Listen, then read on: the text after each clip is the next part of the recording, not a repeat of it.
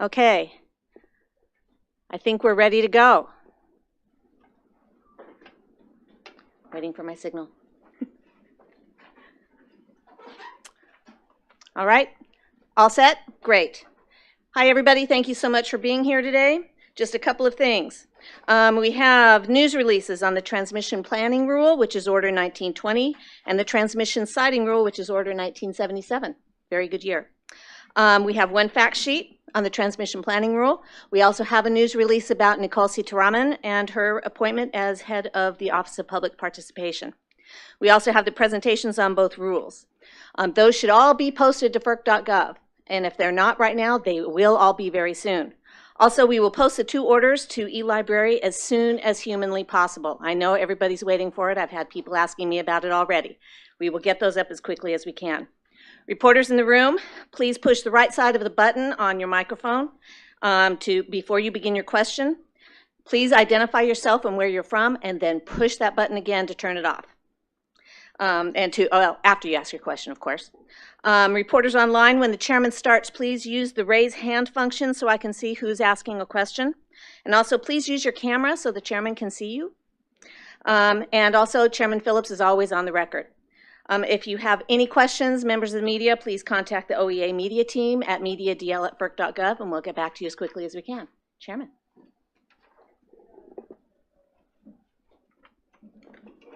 Thank you, Mary. Thank you, everybody, for being here today. I am thrilled to say, and this is the very first time I get to say, that the Commission has approved Order Number 1920, the Long-Term and Regional Planning and Cost Allocation Bill. Look, our grid is at a make or break moment. It is being tested every single day in ways that we've never seen before. From rising demand, and we're not talking about regular, everyday, run-of-the-course demand. We're talking about dramatic increases in demand on our system, sometimes spiky increases of demand on our system. Extreme weather that costs our consumers, our ratepayers, billions and billions of dollars, and hundreds of lives.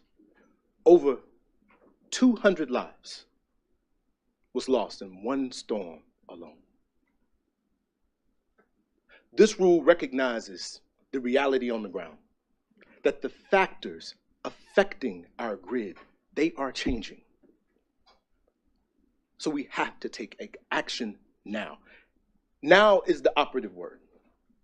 We can't wait 10, 20, or 30 years from now to address this pressing reliability need. So that's why I'm proud of the work that it took us to get here, and I'm proud to vote and support this rule. With that, I'll take your questions. First hand I saw was Catherine. Hi, Chairman. Thanks for taking our questions. This is Catherine Morehouse with Politico. I wanted to, obviously, there was a pretty lengthy dissent from Commissioner Christie, and I wanted to see whether you have any concerns about any potential legal challenges or related to the rule, just given that it wasn't a 3-0 vote. First, let me say that I have the utmost respect for Commissioner Christie. A lot of y'all might know this, but he and I both started out as state regulatory commissioners in the same region, in the MACRUC region for commissioners, they call it. In fact, I was president of the MACRUC region just before I came to FERC. There is no rule, any rule that I would support that would trample the rights of states to participate in the planning process, period. So there's a lot that Commissioner Christie said that I simply don't agree with. But I do agree with this. The most important role, number one job of our commission is reliability. I've been saying that since day one. So let me be clear now. Because this rule is about reliability and affordability, I have complete confidence that it will be legally durable and that it will be upheld. As many people said today, we considered over 15,000 pages of comments on the NOPA. We painstakingly responded to each and every argument raised, including many of the arguments that Commissioner Christie raised today. If we get rehearing, as we normally do get rehearing on large rules here at FERC, we will again respond to each and every argument, including the arguments that Commissioner Christie raised today. But none of that changes the facts on the ground, that our grid is being tested, increasing demand, data mining, data centers, artificial intelligence, industrial manufacturing, electrification. And electrification includes a basket demand of traditional mainstays of our American economy, like automobiles, electric vehicles, home heating. All of these increases are putting stress on our grid. We talked a lot about states. Let's look at a state. Let's look at Georgia. Georgia just completed a new nuclear facility, units 1 and 2 of a nuclear facility. 2,400 megawatts of clean 24/7 energy for the people of Georgia. But the Georgia Public Service Commission just recently announced that they're going to need an additional 1.4 gigawatts of generation in the near term. 6 out of the last 12 years, we've had unplanned outages that cause blackouts on our system. I told you it costs lives. Let me tell you something. Imagine this. Imagine you're a senior. You're at home. Lights go out. Maybe you're a little confused. It gets cold. The lights are still out.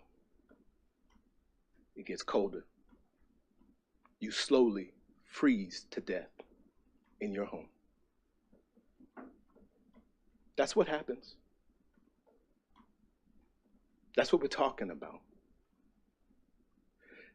There is no one thing that this commission can do more to address the pressing reliability needs that we have than long-term and regional planning.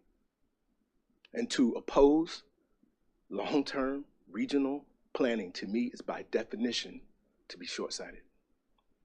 It's short-sighted because if you don't plan for your future tomorrow, we are destined to doom the reliability of our system today. That's just a fact. So look, that is also the duty of a federal energy regulatory commission. And that's why I'm proud to support this rule. Thank you. James Osborne, Houston Chronicle. I'm going to ask like a very parochial question. Where does Texas fit into this? You know, they have this very unique relationship with microphone. Their own power grid doesn't run. Can you hear me? Now we can hear you. Okay. Can you hear me now? Yeah. Yes. Sorry. James Osborne, Houston Chronicle. Where does Texas fit in? They obviously have a very unique relationship with FERC because they have their own power grid not crossing state lines. How much of these orders will impact ERCOT, in Texas? Excellent question. So we know that Texas has a very proud and independent grid. And so while these rules are not directly applicable to Texas, let me be clear. Texas is a bellwether. We all know what happened with Winter Storm Uri. And Texas itself has identified the need for increasing transmission within its jurisdiction. And it has taken steps to do so. I would say that Texas regulators know what we know, that the most important thing that you can do to impact grid reliability is to increase transmission. And so we look to Texas, what they're doing. We can learn from Texas as much as Texas can learn from us. Thank you for the question. Thanks, Tom Tiernan with the Energy Daily. This is on the transmission siting rule. And the rule requires applicants to develop environmental justice engagement plans.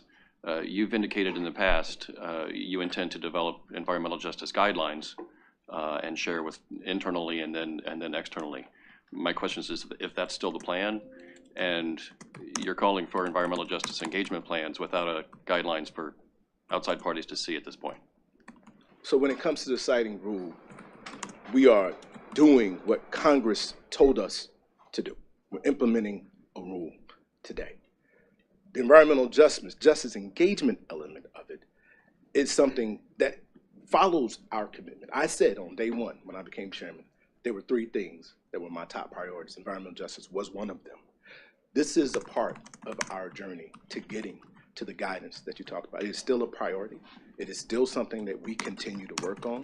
But this right here is a great step forward in the journey to address environmental justice. And for a moment, let me just say this. There are folks out there, there are opponents who will say that this will make the process longer. I disagree. Involving environmental justice communities early and upfront will make this process more efficient. It will avoid prolonged litigation on the back end and get to the final goal, which is to get transmission built for America. Thank you. Yes, sir. Thank you. Pete Baer with the NE News. Could you please discuss how the goal of decarbonizing the electric power sector fits or does not figure in this final rule? And was it, as Commissioner Christie suggested, part of an unstated agenda that was there but not expressed? I've been super clear since the time of my confirmation hearing. I have an all of the above approach. FERC is resource neutral. We do not pick winners and losers. And this rule does not pick winners and losers. This rule is about reliability, and it is about affordability. That is what drives the work of the commission. We have to address the pressing need, the demand that is putting pressure on our communities right now. Our communities can't wait. America can't wait. Thank you. Can I get a question in from the online? Yes. Thank you. Okay, we're going to go to online. Let's go with Keith Goldberg from Law 360. Hi, Chairman. Thanks for holding this on the issue of sort of state participation in the process. I know you kind of talked a little bit about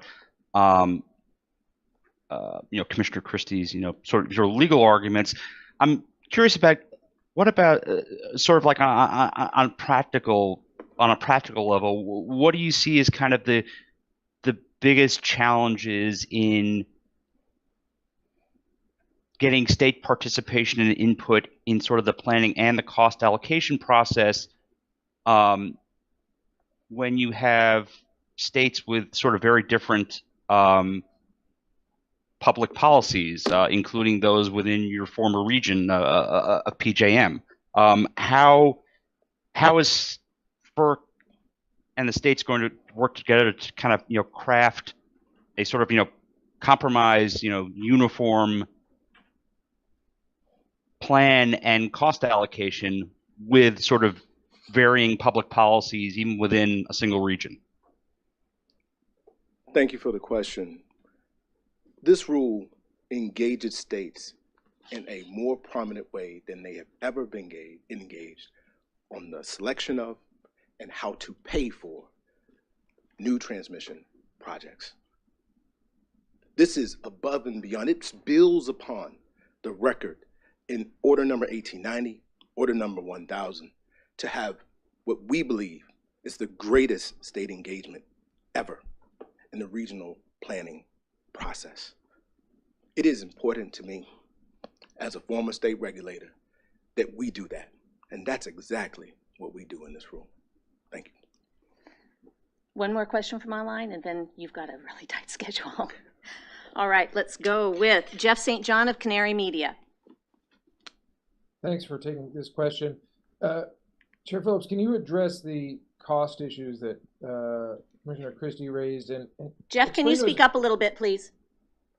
Certainly. Can you talk about the cost issues that Commissioner Christie raised and what work FERC has done and what FERC expects RTOs and ISOs to do to contrast the costs of inaction against the potential for costs being incurred against states' wishes, if you in fact believe Commissioner Christie's thoughts on that potential to be valid?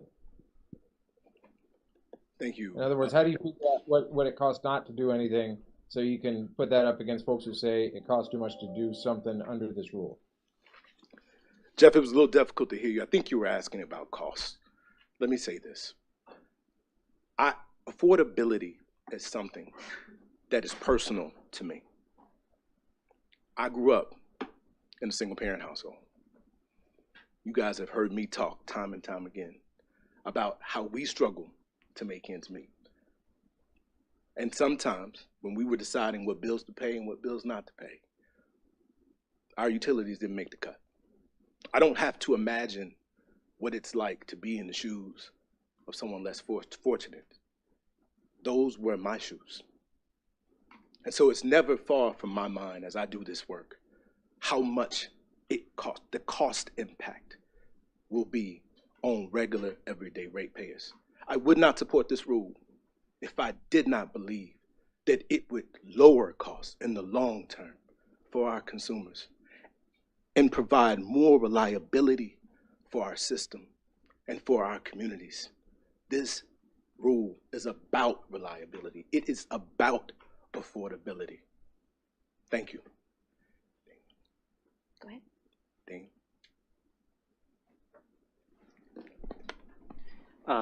I'm curious if you could just clarify, Daniel Moore with Bloomberg. I was curious if you could clarify the status of the ROFR in this rule and the role of competition and kind of where you all landed on that, given that was hotly debated over the last couple of years.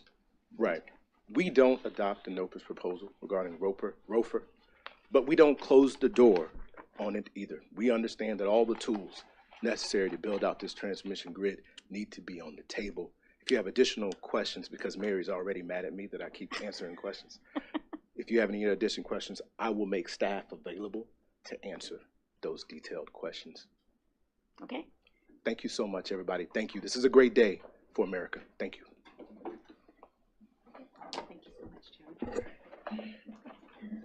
I love playing bad guy. Okay, everybody, thank you so much. If you have any questions, please contact Celeste or me.